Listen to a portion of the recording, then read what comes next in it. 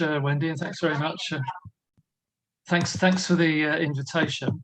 Um, it's interesting. Yes, I hadn't realised I was the first speaker on your Zoom meetings last year. I've done quite a few since then. I mean, hopefully at some point we can get back to some face-to-face meetings. That would be nice. But actually, things have changed quite a lot in terms of kind of trans rights, the whole issue of trans rights, at what appears to be a kind of increasing pace, certainly for trans people, because potentially things have gone backwards quite a lot, even just in the last year. But at the same time, there's also a kind of really, I think, serious intention, often manifested in the social media forums and so on, for people to kind of fight back against what's happening, and to stand up and get out and organize the resistance to what's happening. And there's an awful lot to organize resistance. I had a quick think just before the meeting started about the stuff that I've heard just today, which probably won't be news to some of you. The whole issue around the football stadia, for example, in the Euro. I'm not a follower of football, but anyway, there's a big furore about whether the stadium should be lit up in Germany or not. If I happened to hear a bit of Woman's Hour this morning, and one of the main items on that was about whether a trans woman weightlifter, Laurel Hubbard, should have the right to compete as a woman contestant in the Olympics. There is currently going on, it's just open today actually, the appeal against the ruling that happened just before Christmas. People might remember it, which was between Keira Bell and the Tavistock Clinic, which is the main clinic that addresses and deals with younger trans people, younger trans and non-binary people. And that case resulted in actually quite severely restricting access to puberty blockers for young people. And the appeal against that ruling is currently being heard from today. There was, I think it was either the beginning of the last week or the end of the previous week, the ruling around the Maya Forstetter employment tribunal, the appeal tribunal, which ruled that her beliefs constituted a philosophical belief, in inverted commas, under the provisions of the Equality Act, and all the implications of that as well, which are potentially quite significant. And of course, this month, June, is Pride Month, and I was really pleased to see, I've just actually got my copy of Socialist Worker today.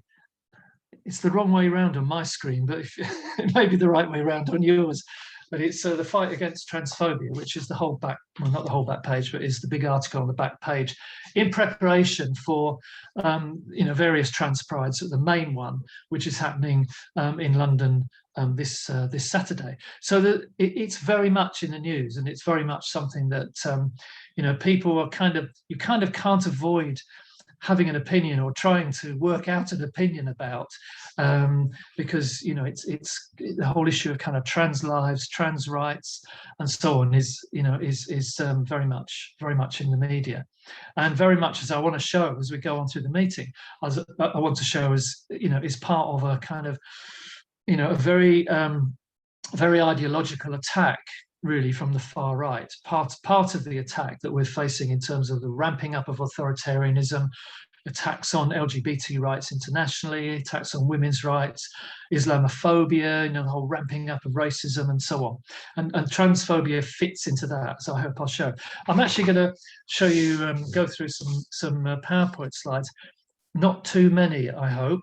I won't kind of bore you to death with those, but I'm going to attempt to share my screen to provide some sort of structure for what I'm going to say. I think there's no sound, so I don't need to do that. Share, hooray, that worked. I just need to, right, slideshow from the beginning.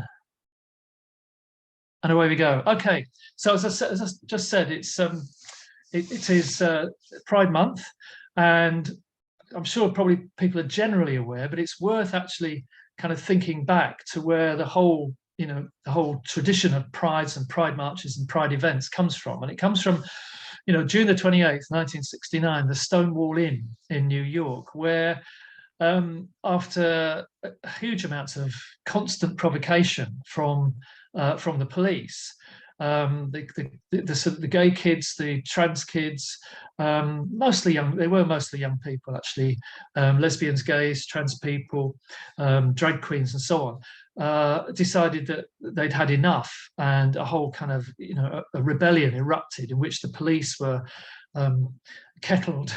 It's usually them kettling us, isn't it? But they were kettled inside the Stonewall Inn, which was a pretty seedy little den, to be honest. I mean, mafia run.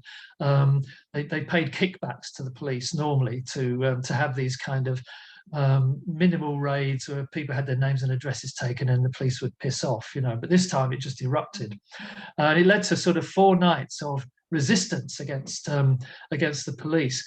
And the significance of it politically was that it gave a sense of pride, really, which is where the name comes from, a sense of pride to people who had been, shat on for decades. And suddenly people had stood up, fought back, fought together, stood together for resistance. And, it led to that sort of sense that we can fight back. We are people who have a right to be who we are, etc., etc. So that was the start of it, really. It led to, a year later, the first Gay Pride March and the formation of the Gay Liberation Front, which, at least nominally, talked about being revolutionaries who saw themselves in the tradition of the kind of resistance movements and solidarity movements that had emerged in the 70s around, the anti-war movement, the anti-Vietnam War movement, the anti-racist movement that emerged, Black Power, Black Pride, and so on.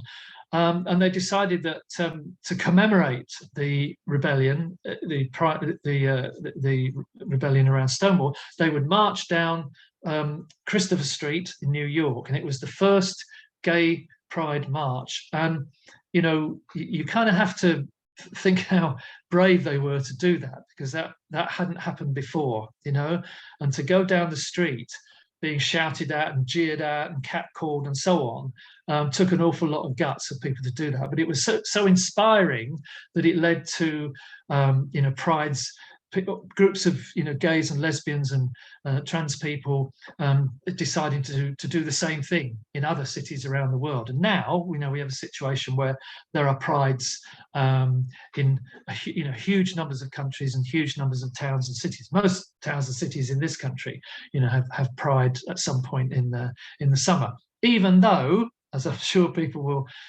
maybe want to say, many of those have become quite corporate events. They've lost that protest element. They've become events which are about, basically having a good time. I'm not against people having a good time, by the way, not a killjoy. Having a good time rather than protesting, rather than resistance, rather than demanding liberation. It's been about parades and funded by corporate bodies. You often have the police there, often they're ticketed events and so on. So, they're quite, in many cases, quite different to the pride of, the first prides in the early 1970s. Having said that, people on this meeting may be aware of the fact that there are, in a number of cities and towns, trans prides have begun to emerge. Not large numbers, but there are in London, Leeds, Brighton, Manchester, Liverpool, and so on. And these do actually tend to be younger, noisier, more angry, more militant than the pride parades in general. And I think that's indicative of the sort of the pressure and the attacks which trans people and non-binary people find themselves facing these days. A little bit about the roots of transphobia. I think this is important because in the book I spend a bit of time looking at this and trying to present essentially a kind of a Marxist understanding of where transphobia comes from, which roots it in the nature of the class system that we live in, and roots it very much as part of the emergence of of social class, the emergence of a ruling class which oppresses and exploits the vast majority of us. But it also goes, the kind of prescriptions, the policing of people's sexual behaviour and their gender expression has gone hand in hand with the oppression of women as those class societies emerged, and also the rise of the nuclear family model, which has been, kind of deliberately pushed really by the ruling class as a way. Why push it? Well, actually, it's a very cheap way for the ruling class in capitalism to ensure that the next generation of workers is produced, the next generation of workers is socialized, basically educated, and so on, at minimal cost to the ruling class, absolutely minimal cost to them. And then those new workers can become productive workers and generate the profits that the system actually relies on. So oppression, all sorts of oppression, not just gay oppression or trans oppression, transphobia, the purpose of it is to divide us up. You can see it, the example just yesterday of, this report that talks about, white working class youth being, being so what I'm looking for, a particular group within the education system who are, who suffer, when in fact it's the whole of the working class, which consists of black, white, brown, etc., etc., etc. It's about they present this in order to divide us up and to put us, one group against another. And it makes our oppression easier for them, and it makes our exploitation, at the extraction of surplus value from our labour, it makes it easier for the capitalist class. So, broadly speaking, trans rights should be defended within capitalism. We don't stand aside from the struggles that are going on. We know that even to get the Gender Recognition Act took decades of campaigning, and that we have to defend the rights that we do have now, even within a system that is highly exploitative and highly oppressive. But the bottom line really is that if we want liberation, if we want trans liberation, if we want gay liberation, if we want women's liberation, actually that cannot be delivered within the exploitative capitalist system in which we live. It has to be about transforming the system that we live in to create a society that produces for need, that's about genuine democracy, not the sham that we have now, and that does not, where really, to be honest, it doesn't matter how you present your gender. It doesn't matter who you love and who you want to sleep with. These things will not be important in a future socialist society where the working class, fundamentally, the vast majority of people, the vast majority of the working class, constitute a new ruling class, and the rich and powerful are divested of their wealth, which is an aim that many of us have been fighting for years. Only the working class can bring that about, the organised working class, based on the workplace and organisation in the workplace, but also working with, movements in the streets, demonstrations, and so on and so on and so forth. So the socialist view, it seems to me, a basic socialist view, which is not shared by all people who claim to be socialists or feminists. The socialist view seems to me to start from solidarity with all the oppressed, including trans people, that we oppose sex and gender essentialism, the idea that there can only be two sexes, there can only be two genders, they are immutable, they are binary, and so on. And we are opposed to the notion of the gender binary. We recognise that actually there can be all sorts of expressions of different genders, many different genders, expressed in all sorts of different ways. And also fundamentally, we don't accept that trans rights undermine in any way the fight for women's rights or existing women's rights. There is no conflict between fighting for trans rights and fighting for women's rights. And linked to that is the notion that actually we need to know, we should always bear in mind who's the real enemy here. The enemy of trans people is not women or women's organisations or feminists. The enemy of women is not trans people, or particularly trans women. Actually, it is not trans people. It is the Tories who represent the ruling class. It is the international ruling class, that exploits us, that fights wars, that's screwing the environment, etc., etc. And I think we have to bear that absolutely in mind all the time. One of the things that a lot of people are not necessarily aware of, particularly, I guess, some perhaps younger activists and so on in the LGBT plus movement, is that the first gay rights movements in the late 19th and early 20th centuries were strongly linked to socialist individuals and socialist organizations. I mean, this is before the whole notion of transgender emerged independently from the fight around kind of lesbian and gay rights. And I'm just going to run through just a few instances of that, really. So Edward Carpenter, for example, who people may know. I mean, Edward Carpenter was an early member of the Independent Labour Party. He was a socialist, an activist, and he was also a pioneer in terms of fighting for gay rights in this country. Magnus Hirschfeld, a German activist, he was a member of the Social Democratic Party in Germany, which was, at least in name, was a Marxist party.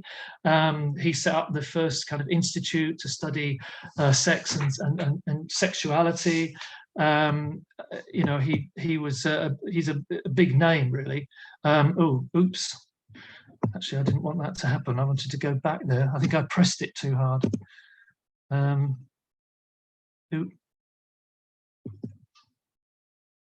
that's annoying. Here we go. I think I'm going, yes, there we go. I've managed it. Hey. Okay, and finally, Lenin and the Bolsheviks, who, again, not an awful lot of younger people and a lot of people involved in LGBT activism don't necessarily know that one of the countries which was the first, actually it was the second country to outlaw, to remove legal prescriptions against homosexuality was revolutionary Russia. After 1917. So within 2 months of the Russian Revolution, the Bolsheviks had decriminalized homosexuality. And the only country to do that before that was the French, after the French Revolution. Revolutions are a good thing here, okay? That's the conclusion to be drawn from that. Lenin talked about revolution is the festival of the oppressed and the exploited. It's not just the festival of the exploited, those whose labor is used and who develop and are used to maximize profits. It's also about the oppressed, very much about the oppressed. In Lenin's time, it was about national self-determination, national minorities and self-determination. It was about women's rights. It was about fighting anti-Semitism and so on. So there might have been, slightly different to some of the things that we address, in the modern 21st century. But actually, it is about revolution, recognizing that revolution is about, the festival of all the oppressed. That was, the kind of high point, I suppose, 1917, that period of, socialist revolution that went on in a whole range of countries for a whole number of years, actually, after the end of the First World War. Unfortunately, the rise of Stalinism reversed that decriminalization in Russia, and in Germany, as we know, the failed revolution of 1918 to 1923 led ultimately to the rise of the Nazi Party, to Hitler, who took power in 1933. And this is a picture of the destruction of Magnus Hirschfeld's institute in Berlin, where all the research papers and books and so on were taken out and burnt in the street by Nazi gangs. He actually escaped murder only by being abroad. Hitler referred to him as the most dangerous Jew in Germany at the time. He was gay as well as being Jewish. But he died of a heart attack a couple of years later, actually on his birthday, 1935. Moving on, just to sort of pick up on some of the issues that I suppose I kind of intimated at the beginning of the talk. Trans and non-binary people seem to be, to me, it's almost inexplicable, from, what the situation was like 8 or 10 years ago. But, you look at all the indicators. For example, trans hate crime has been rising. It is the fact, if you spend any time on social media, many trans people talk about being afraid to leave their homes, because they're worried they're constantly looking over their shoulder, or to use public toilets, because all this stuff about, yep, okay, I can see something, yes, all the, fine, thanks. All the stuff around the use of toilets and the attacks on particularly trans women and so on make them very afraid to even use toilets. I mean, what do you do? If what do you do in those circumstances if you're out and about? Look at what's been happening in Poland, where there's been a big move by the ruling party to set up LGBT-free zones. In Hungary, where trans rights were kind of removed by the far-right government of Orban. In the USA, Trump was notably anti-trans. There's a law being passed fairly recently, actually, in Florida, which gives the right in order to prevent trans girls from taking part in girls' sports at schools, it gives schools the right to carry out genital examinations of trans kids. Now, think about that. That has been celebrated and welcomed by some feminists in this country, and I find it bizarre. What on earth that's got to do with any sort of feminism, I just don't know. And there are literally dozens of anti-trans bills being pushed by Republicans in various US states. We've seen the impact of the COVID-19 pandemic on waiting times for clinics, on all sorts of health issues for trans and non-binary people. I mentioned earlier the ruling on PBs is puberty blockers, on puberty blockers. Last autumn, the Gender Recognition Act reforms for self-identification were shelved by the Tories, despite a year or two earlier talking about introducing self-identification. Conversion therapy is still legal. They haven't outlawed that, as they promised to do. And trans murders of trans people, mostly trans women, and mostly trans women who are Black or Hispanic, have been rising year on year. And this isn't just about better recording. It seems to be, there are real rises going on here. There was a government. I've skipped that one because there was a large-scale government survey of trans people's lives, which talked about, found that trans people have all sorts of issues, to do with healthcare, for instance, not necessarily healthcare to do with being trans, but just kind of general healthcare, being able to access, coming up against transphobic health service staff, and so on and so on and so on. All these things, have come to the fore. I wanted to just finish with sort of situating transphobia within the general attack, if you like, that we're facing at the moment, the rise of authoritarianism. We've seen it with Bolsonaro, with Orban, with Trump in America when he was elected, and there is that rise around the world of kind of an authoritarianism that is really, really anti-diversity. They want to attack gypsies, Roma travelers, migrants, refugees, Muslims in general. And, gender, this whole thing about these made up terms, these are gender ideology and gender identity ideology. They're made up by the right. They derive from, gender ideology derives actually from the Vatican in the mid-90s, 1990s.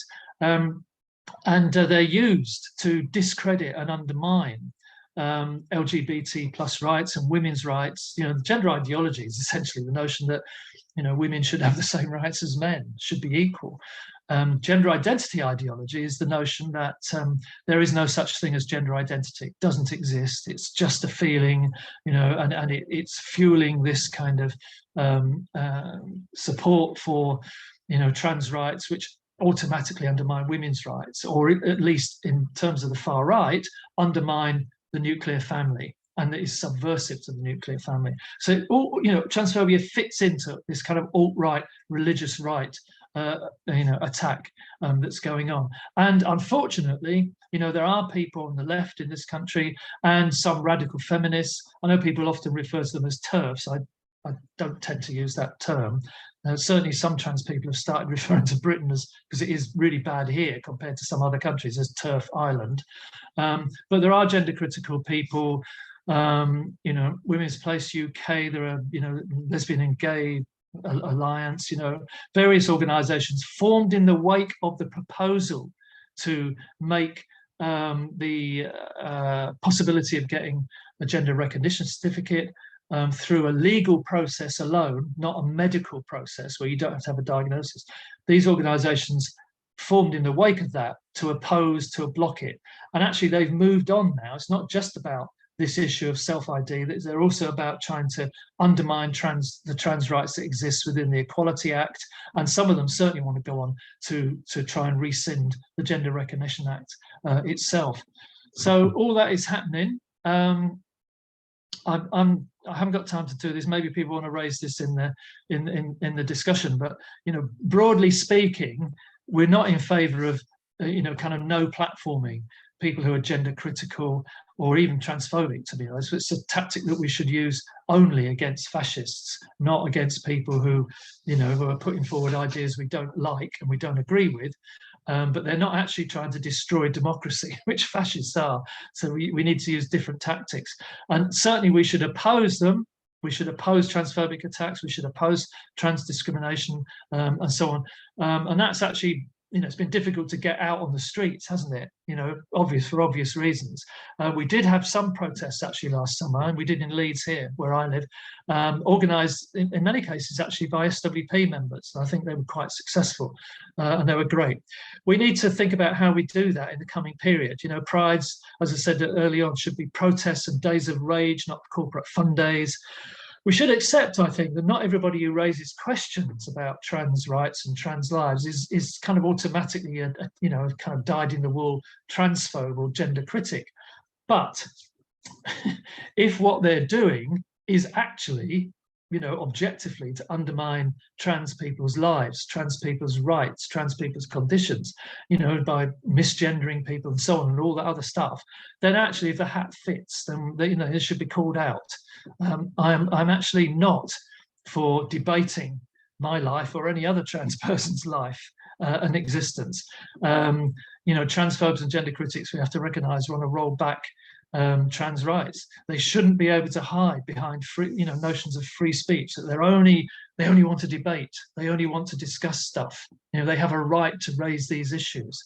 They shouldn't really be able to hide behind all this kind of false flag stuff of being silenced. You're not going to look at the way there's a whole series of articles this weekend, actually, including in the Observer yet again. They've got plenty of platforms. It's trans voices that are find it difficult to be heard.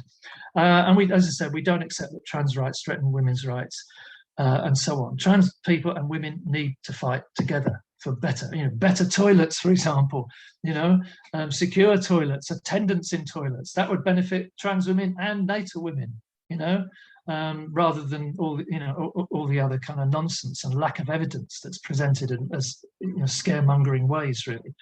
And I finished really on. I want to finish on this, which it's a still from the film. Actually, I think I've got the year wrong. I think it was 2014, actually, Pride. But that was a fantastic example of solidarity, of lesbians and gays support the miners, recognizing the importance of being part of the working class, part of working class resistance against Thatcher's attacks on organized trade unionism in the 1980s. And it was a fantastic film, really moving film, actually. Which reflected real life situation. Of course, one of our comrades, Nicola Field, and although she's not named in that, it was actually a member of Lesbians and Gays Support the Miners at the time. And it's that kind of solidarity action and support that we need.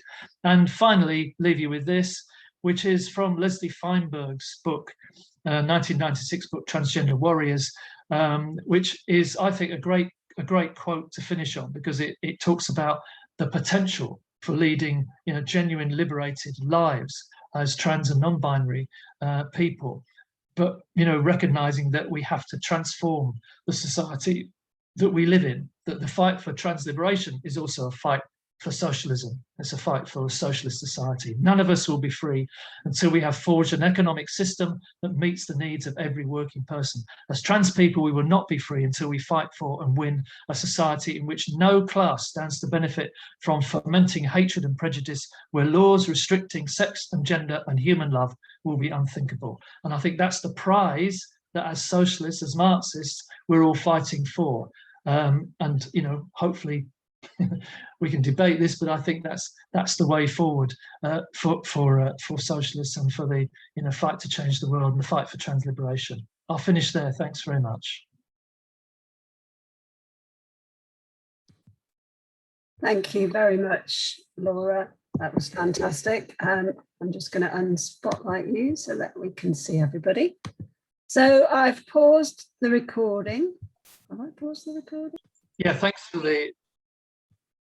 for those contributions and questions. I mean, that was a huge range of really good points, I think. So I'll just try and work through some of them. I agree absolutely with Beth, actually. Kind of personally, I certainly have found significant changes in my muscle mass and ability to do things physically as a result of hormones. And there's an assumption that somehow also that all women have a particular level of female hormones and all men have it, and it's actually not true. Within genders, people's hormone levels vary considerably, even from day to day, actually. But there is massive overlap as well. Some women have more male hormone